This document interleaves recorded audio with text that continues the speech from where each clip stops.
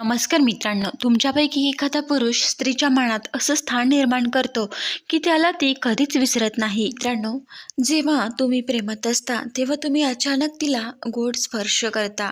मित्रांनो, तो स्पर्श स्त्रियांना खूप जास्त आवडतो. तुमच्या शांत उपस्थितीवर जास्त ते तुमच्या दोघांमध्ये शब्दांचा पूल बांधत असताना अस्पष्ट भावनिक अंतरही आहे. मित्रांनो, हा स्पर्श काही मोठा जाहीर इशारा नसतो, पण कोणताही हेतू नसतो.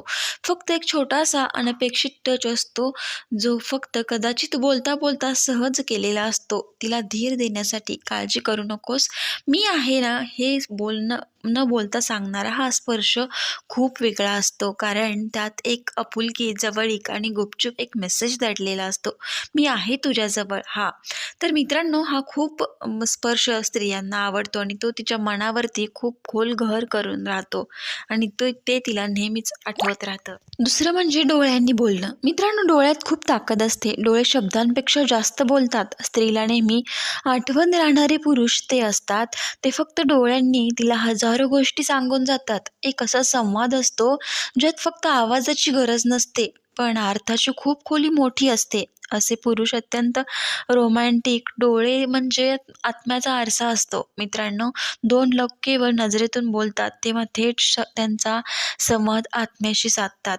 तर मित्रांनो, अशा पुरुषांना देखील स्त्रिया कधीच विसरत नाहीत. छोटं गुपित सरप्राईज, कौतुक करणं हे स्त्रियांना खूप आवडतं.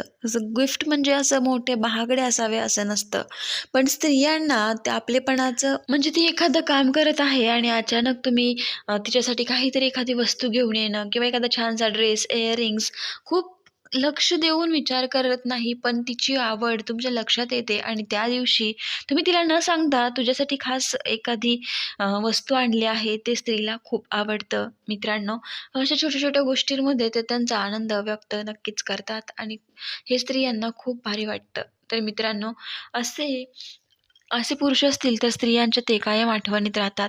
मित्रांनो, व्हिडिओ आवडला असेल तर लाईक करा, शेअर करा आणि चॅनलला सबस्क्राईब करायला विसरू नका. व्हिडिओ पूर्ण पाहिल्याबद्दल तुम्हा सर्वांचे मनापासून धन्यवाद. श्री स्वामी समर्थ. पुन्हा भेटूया नवीन व्हिडिओसोबत. तोपर्यंत बाय बाय.